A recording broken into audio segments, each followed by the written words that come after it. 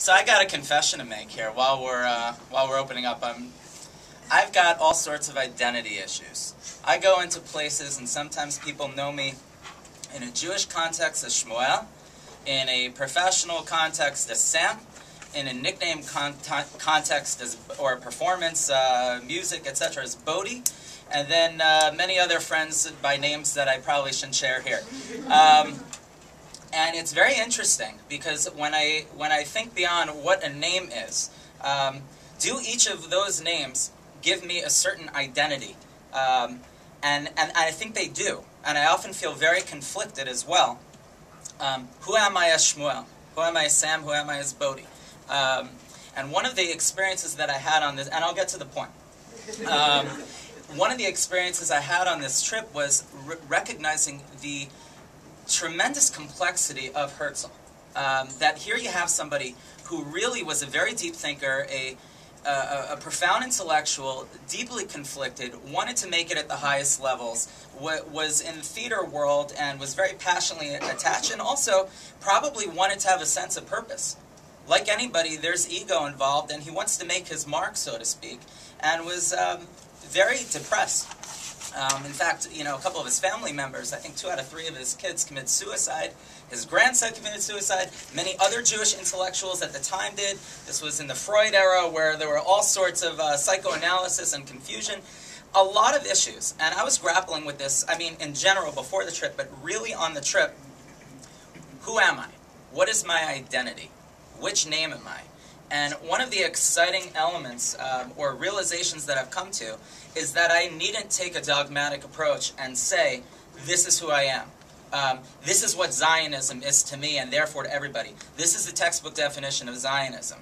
I think instead it's a recognition that there are different paradigms to an individual or to a people, and there's a balance that's reached in between. And that's what Zionism is as well. So, I also think that people in general want to have a purpose.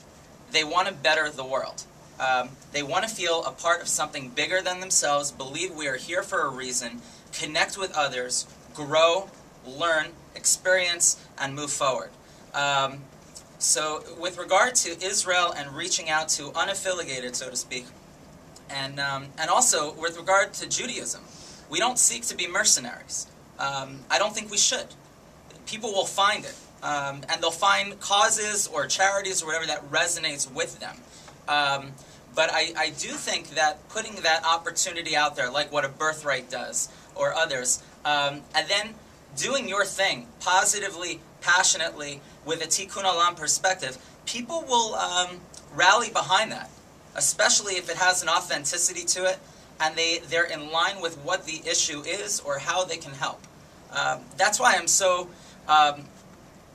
I think the key, really, at the end of the day, at least as an individual, and I think as a people, is to determine and to really grapple with, because there's no clear-cut solution or a holistic one. What is your identity? And then find that balance within.